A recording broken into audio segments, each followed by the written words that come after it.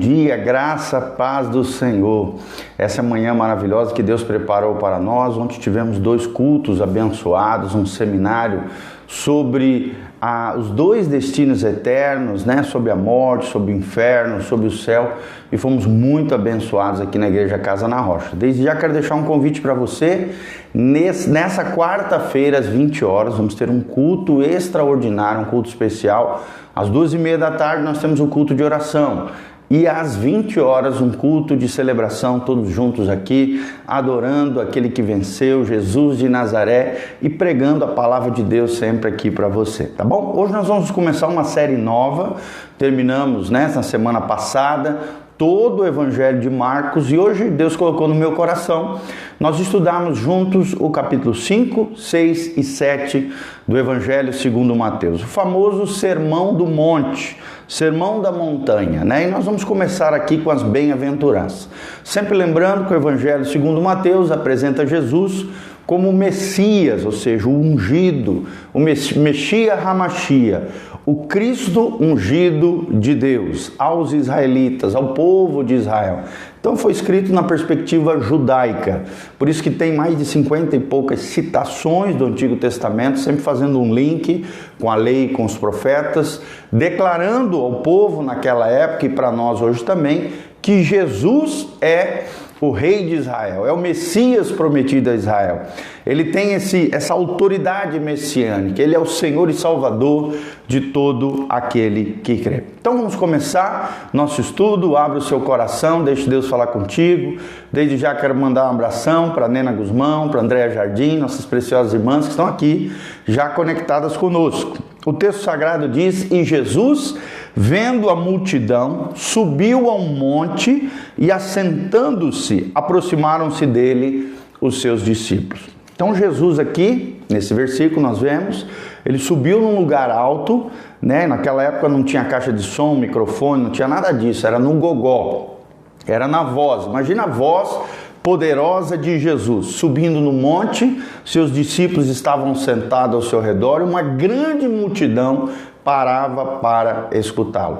Ele subiu no monte, não foi à toa, querido. Assim como Moisés subiu no monte, e ali apregoou os estatutos, as ordenanças do Senhor, o novo Moisés, alguém muito maior do que Moisés foi, é o que nos ensina em Hebreus, o novo legislador, aquele que trouxe a lei do amor, uma nova consciência, uma nova perspectiva celestial, aquele que promoveu o reino de Deus a partir dos corações humanos, subiu no monte e começou a falar, começou a declarar o que Deus tinha no seu coração para aquela época e para nós hoje, nós que somos discípulos de Jesus. No versículo 2 diz: e abrindo a sua boca, os ensinava, dizendo. Tudo que saía da boca de Jesus era ensino.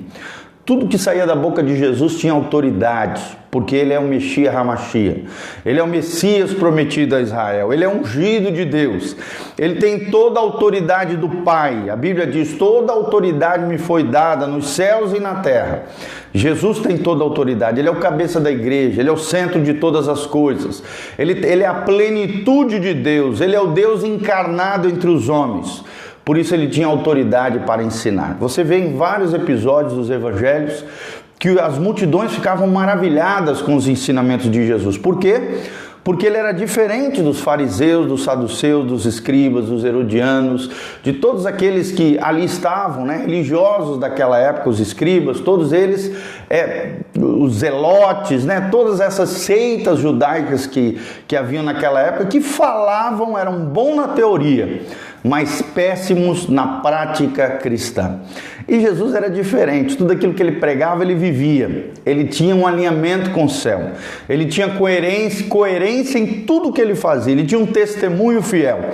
E ele tinha um respaldo divino da sua messianidade através de sinais, prodígios e maravilhas que o Pai lhe conferia nessa conexão com o próprio Espírito Santo e com o próprio desejo e centro da vontade do Pai. E ele começa dizendo então: bem-aventurado os pobres de espírito, porque deles é o reino dos céus. Se você quer herdar o reino dos céus, se você quer entrar no reino dos céus, O primeiro pilar, a primeira escada, é como se fosse uma escadaria de níveis espirituais, de quebrantamento, de humildade, de reconhecimento diante de Deus, para que possamos herdar o reino dos céus. Primeiro degrau, primeiro pilar aqui, primeiro fundamento do reino de Deus é: bem-aventurados os pobres de espírito, porque deles é o reino dos céus. Em primeiro lugar, o que significa a palavra bem-aventurado?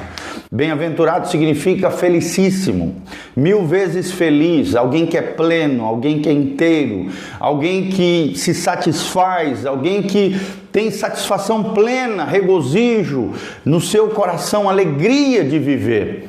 Uma pessoa bem-aventurada é uma pessoa feliz, felicíssima, é mais do que feliz, é felicíssima, é 1000 vezes feliz.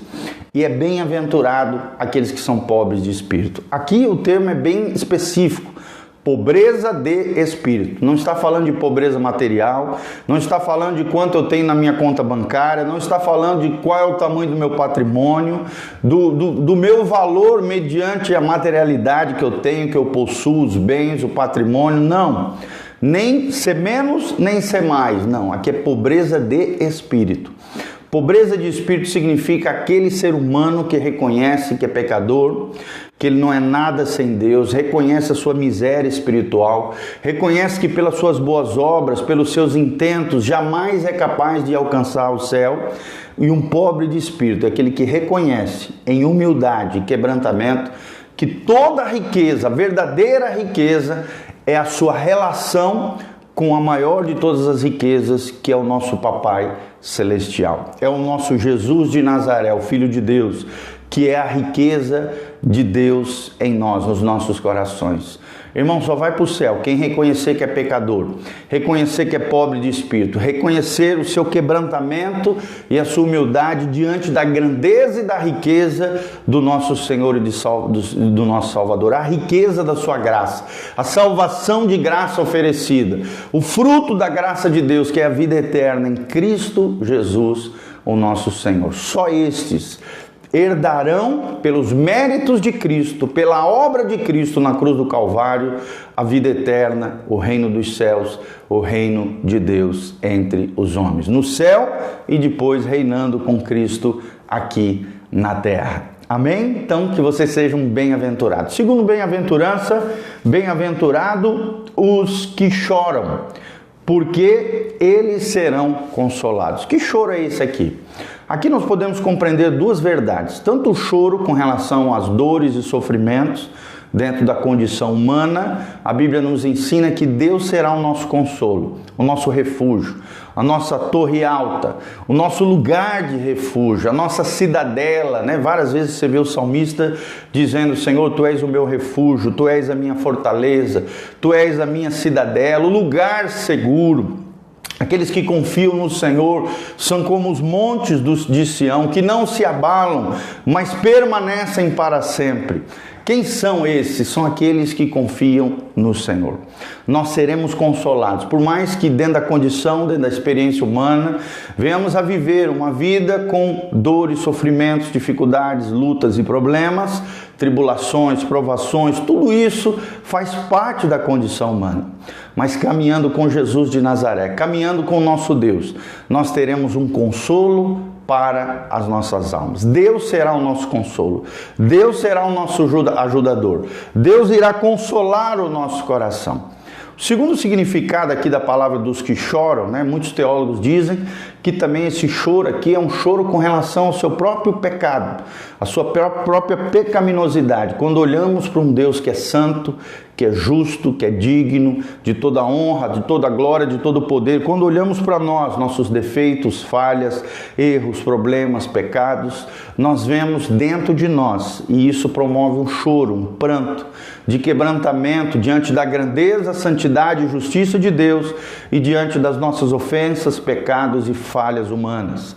Isso promove quebrantamento, choro, súplica, pranto, clamor diante de Deus. Mas aí a resposta de Deus é que nós seremos consolados. Seremos consolados com Cristo, que nos perdoa de todo pecado.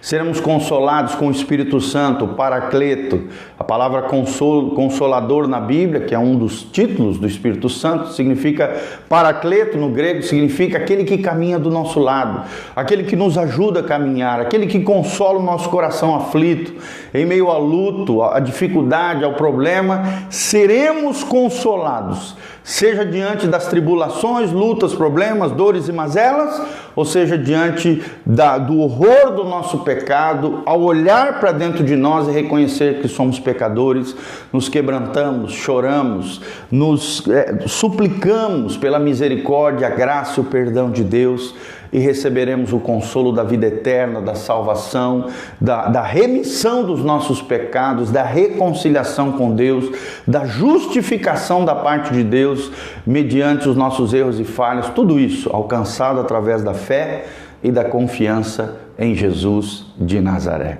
Amém? Quero mandar um abraço para o Max, para a Mari Gazi, a Dari Virgens, a Cristiane Gironde Fuso, a Aninha Novak, o Jason Merquitos, meu cunhado, Fábio Alvarenga, Silvia, querido, todos vocês sejam muito bem-vindos, a Neide Robles, a Andréa Jardim e a Nena Guzmán. E agora quero deixar a terceira bem-aventurança, são 8 bem-aventuranças, nós queremos terminar com a terceira bem-aventurança, tá bom? Hoje nós começamos, para você que chegou agora, uma série de estudos sobre o Sermão da Montanha, uma síntese das principais doutrinas ensinadas por Jesus de Nazaré, encontrada em Mateus capítulo 5, 6 e 7.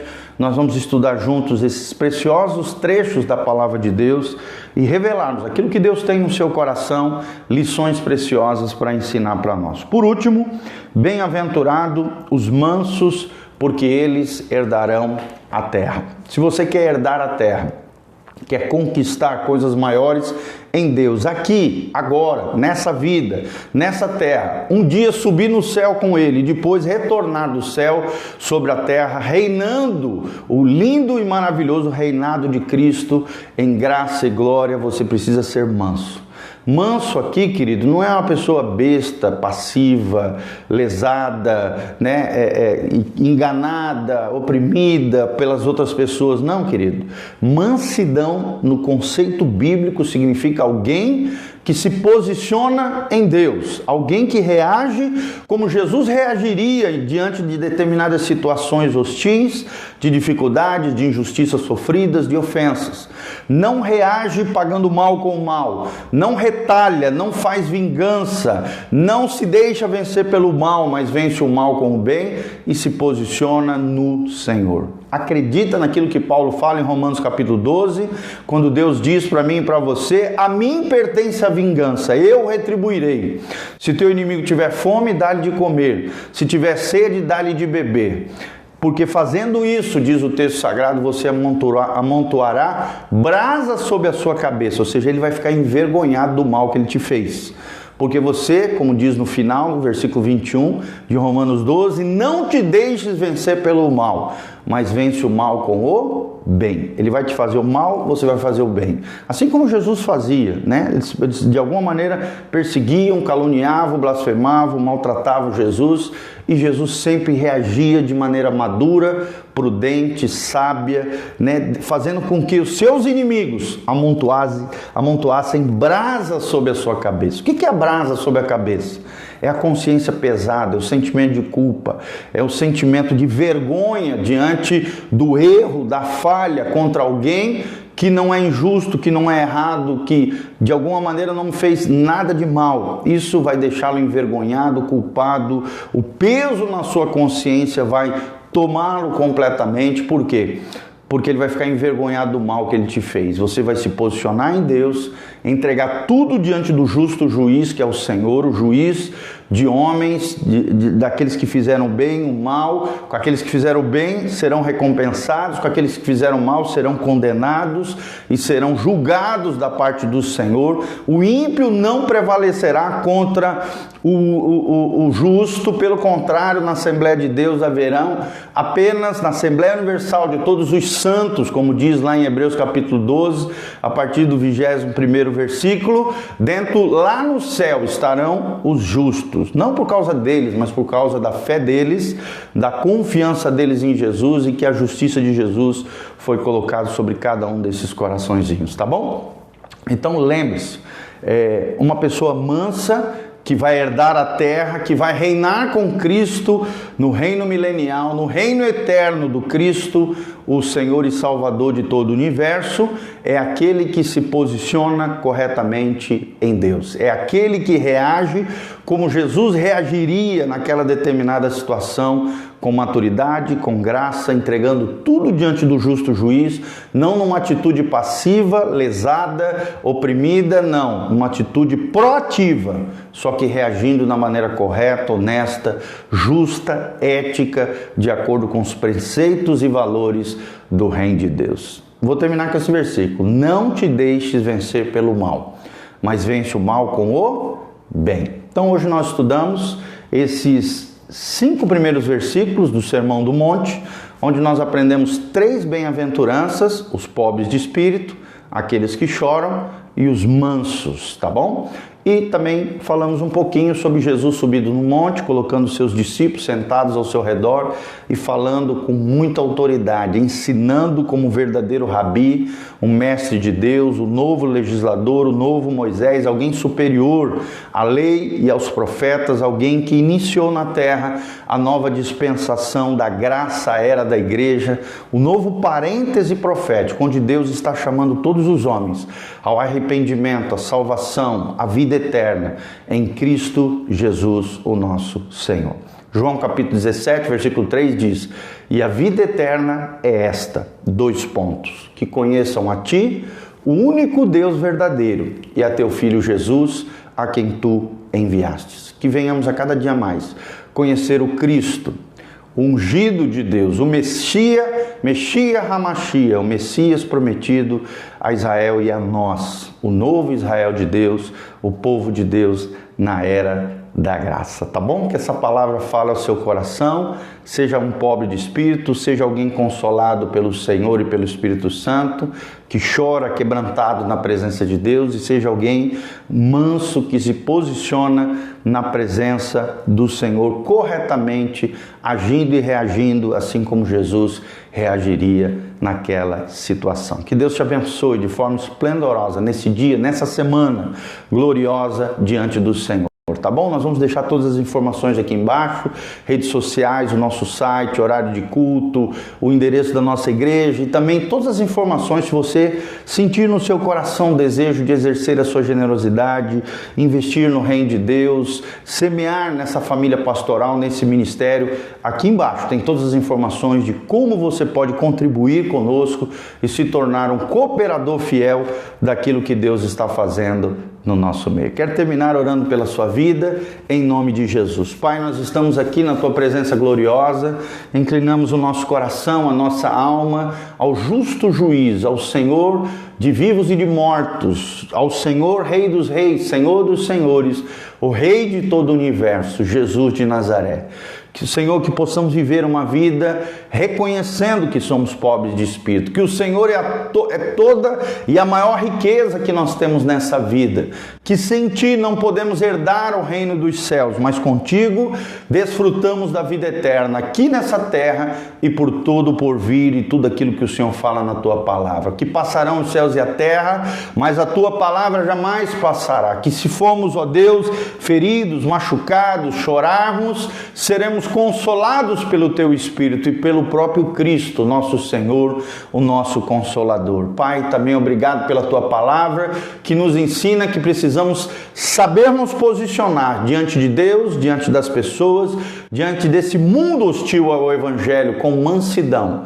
Como Moisés se posicionava corretamente diante do Senhor e diante dos homens, ajuda-nos a nos posicionar corretamente diante das hostilidades desse mundo, diante das dificuldades e afrontas que enfrentamos, injustiças, ofensas, possamos nos posicionar corretamente e entregarmos tudo ao justo juiz, que possamos herdar essa terra contigo, expandir o teu reino através das nossas vidas e do testemunho fiel do teu evangelho. Abençoa cada vida, cada casa, cada família, cada um dos nossos irmãos e irmãs. Pai, abençoa no nome de Jesus, manifesta a tua graça, a tua glória.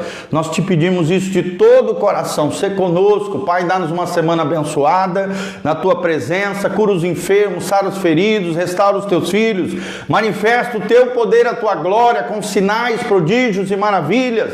Abençoa cada dizimista, ofertante, cada um dos nossos irmãos queridos que estão engajados conosco neste reino extraordinário, o reino que avança, o reino de nosso Senhor Jesus Cristo. Abençoa cada um deles, Pai, nas suas necessidades gerais, suas casas, suas famílias, o trabalho das suas mãos, que nunca falte a bênção, o favor do Senhor.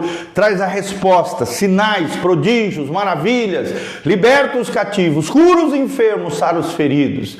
É o que nós te pedimos e promove o consolo através do teu Espírito e a guiança, em nome de Jesus.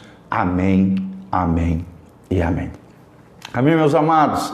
Um dia abençoado na presença do Senhor. Você que chegou agora no final, volte esse vídeo, assista completo. Nós estamos numa série de vídeos sobre o Sermão da Montanha, o Sermão do Monte, onde nós vamos estudar juntos os principais ensinamentos e doutrinamento do nosso Senhor e Salvador Jesus de Nazaré. Tá bom? Um abração, beijão do pastor Giovanni. Deus vos abençoe. Um abração para Samuel, para Dolores Conatione, preciosos. Deus vos abençoe. Amém e amém.